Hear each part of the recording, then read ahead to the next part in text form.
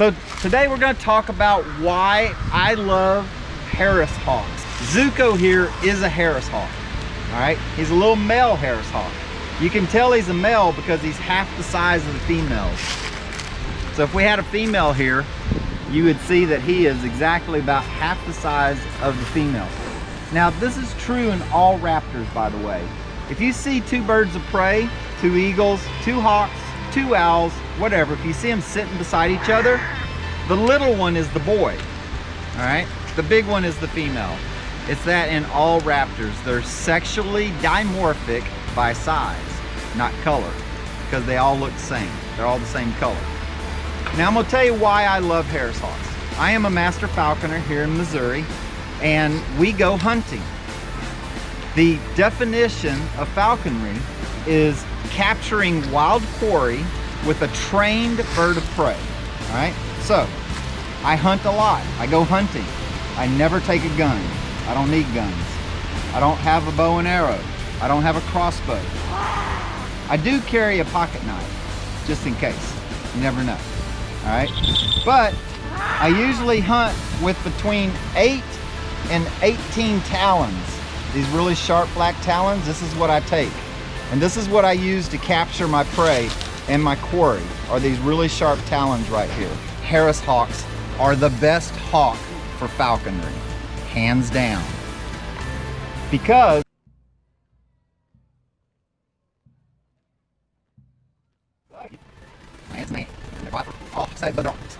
Harris hawks are the best hawk for falconry, hands down. They hunt in family units, and they hunt strategically, and they hunt cooperatively, which means I have the opportunity to be part of the pack, all right?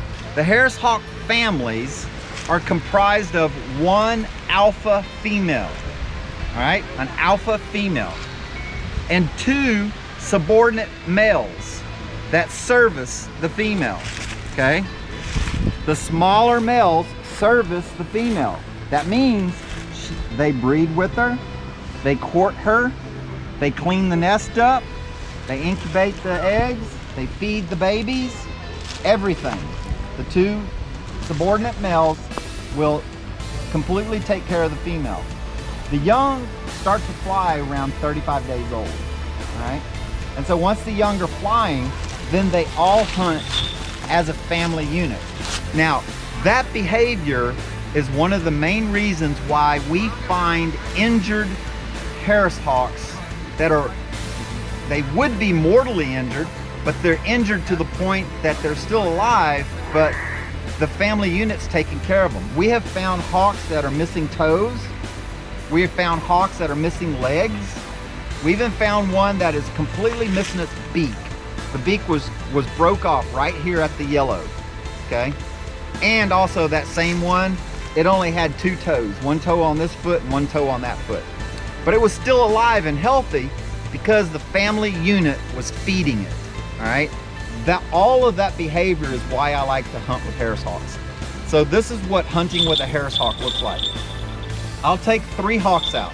I like to take 1 female and 2 males, okay? I'll come to my hunting spot. Maybe it's this place right here, because in the week, there's nobody out here, and it's a great place to fly birds, all right? I'll take all of this equipment off, and then I'll turn them loose, all right? And they'll fly around a little bit, but then the female will post up really high in one of these trees. And then the males will post a little bit lower, and then the female will call to me and tell me to start hunting. Guess who gets to be the baby bird on the ground, moving around, trying to make the rabbit or the squirrel move? So I am honored to do that, I promise you. But anyway, we chase us a squirrel, I go running, the birds go flying, and the squirrel's trying to get away from all 4 of us, all right? The squirrel's going around and around the bush, around the tree. I'm sitting there knocking on the tree, trying to keep it in the tree, and the female's way up high, all right? Because she hunts strategically. And I love Harris hawks, and I love to hunt with Harris hawks because they're very social in nature, and they allow you to be part of the family unit. They allow you to be part of the pack. They allow you to be part of the hunting team, okay? once the 3 Harris hawks catch whatever we're after, they don't want to kill it. They won't need to kill it. So I'll come in and dispatch it very humanely, and then I'll offer each of them a reward for catching that. And we'll trade off for this reward, and they'll get their reward, which is usually a small piece of meat. They especially like mouse heads, okay? And then they give me the rabbit or the squirrel or whatever. I put it in my pouch, and they're like, hey, let's go do this again, human. And so we'll go do it again, and then we'll go do it again. And then after about the 4th time, I've had enough, you know? I mean, I'm 55 years old, and I definitely can outrun all of my 20-year-olds that work for me. But after running through the woods, chasing 4 or 5 squirrels, I've had enough, you know, because you're running uphill, you know, you're running through the brush, and these birds can fly way faster than I can run. Luckily, though, that little bell right there, when they're up, it keys me in onto where each hawk is, because I put a different tone of bell on each hawk.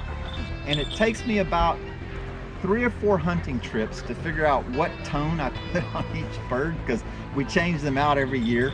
But after a while, you get it's sort of like your kid's voice. You know, you know what your kid's hollering for you whenever you're in the house.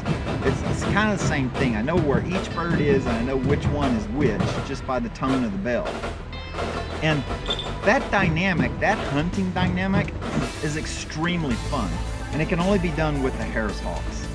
Another thing that's really fun is there are 5,000 falconers in the United States. So for every 1 million people, there's about 3 falconers, all right? I can go to any state, contact all the local falconers that are flying Harris hawks. We'll all meet up in a field somewhere, and we'll turn the birds loose. And the Harris hawks do a little pecking order for about 10 minutes or so, and then they're like, let's get down to business. And they'll all hunt together with us, you know? And you can do that. You can just introduce these birds to any Harris hawk that they don't know, and they immediately kind of make a little pecking order, you know, and establish a dominancy. But then they're all business, and they're ready to go hunting. And they're very, very good hunters. Like, they're very effective hunters. Now, when we're hunting rabbits, it's a similar situation, except for we're not in the trees. We're out in the open, like an open cut cornfield or something of that nature, and I'm pushing them around. But in this particular case, when we're out in the open, I have this special perch that I hold. It's a big old 16-foot paint pole with a special perch at the top, and 3 birds fit on it perfectly. All right, and so what we do is I'll be holding that, and I'll be scooching my foot around trying to make a rabbit bust. And when the rabbit busts out running, the hawks come down on it to catch it. Now, if we're out west after jackrabbits bust way out in front. Like, jackrabbits will bust 50 yards out in front of you because they see us. Jackrabbits are very sight oriented. When we're hunting jackrabbits is where we really see the strategies that the birds use at play. Now, typically I hunt with a female and 2 males. When we hit a jackrabbit's got a 50-yard lead on us, and he's running 50 miles an hour. So he's booking it away from us pretty fast. The males take the pursuit angle, which is right in behind the jackrabbit. Now, these Harris hawks can fly about 55 miles an hour. So they can catch up with the jackrabbit because he's on the ground, they're in the air. They have nothing impeding them. The jackrabbit's, you know, hitting clods and hitting grass, so he's slowing down just a little bit. The males will pursue the jackrabbit right behind him. The female, however, watches. She's flying, but she's watching for that slight arc. And the jackrabbit is a left-handed jackrabbit or a right-handed jackrabbit. So if it's a right-handed jackrabbit, we know she can tell that jackrabbit's going to make an arc like that. So she changes direction, and she starts going sideways because she's going to intercept the jackrabbit and knock him in the side and completely roll him. And when she does, that gives the 2 males the opportunity to catch up and catch them, okay? Now, a jackrabbit weighs about 11 pounds, all right? They're pretty sizable creatures. The hawk here weighs half a pound, okay? But this hawk can wrap up an 11-pound jackrabbit just like that. With the right foot, or left foot, he grabs them right behind the head, the ears, and with the other foot, he grabs their back leg and he just twists them into a little pretzel. And the jackrabbit just gives up. You know, he's like, no, I'm done. All right. And that's how they're able to catch them on the run like that. So you can see, because of the family unit, how it's a lot of fun to use the birds in falconry, because you get to be a part of that. You know, you get to be a part of that action, you know, and move into that dynamic as they go.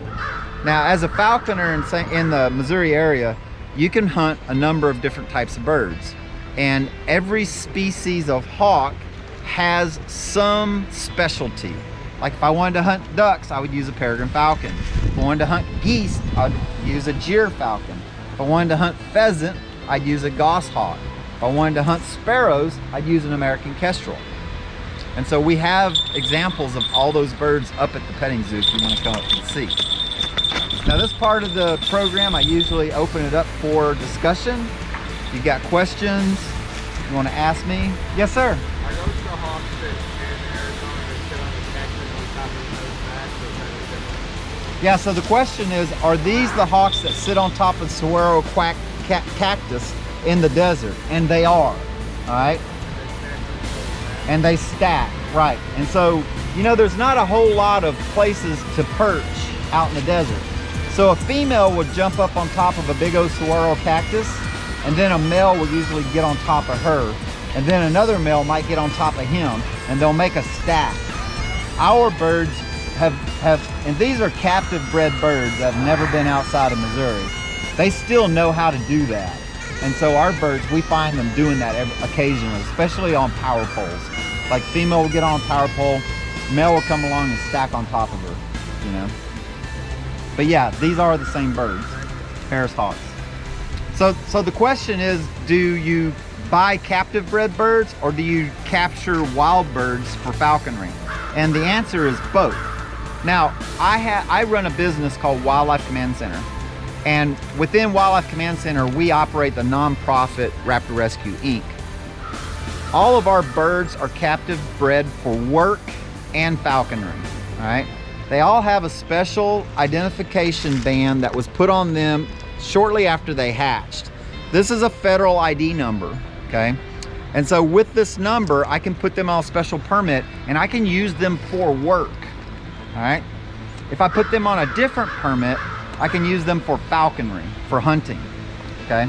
Now, work usually comprises of catching pigeons in warehouses.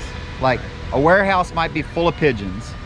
Well, we'll bring 3 of these in like we did last Friday night. We'll pull the roll down doors down and it's just controlled chaos for 3 hours, you know? And we catch every single pigeon in there and we permanently remove them. And then we come in and we clean up all the nests and the histoplasmosis causing fecal matter. So you are allowed to capture wild birds, okay? In Missouri, you can capture, there's 3 or 4 different wild hawks and falcons that you can capture. A lot of people use red-tailed hawks because they're very versatile, very good bird for hunting. But some people catch peregrines, some people catch prairie falcons, some people catch American kestrels, and those are all good birds that you can catch in Missouri to use for falconry. If you go out to Arizona, there's Tucson and Scottsdale, both have good places to catch Harris hawks. So I really appreciate you guys. Thank you. Y'all can see me up at the petting zoo. I'll definitely talk to you if you pull me to the side. And if you have any other questions, just come up there and see me. All right, thank you.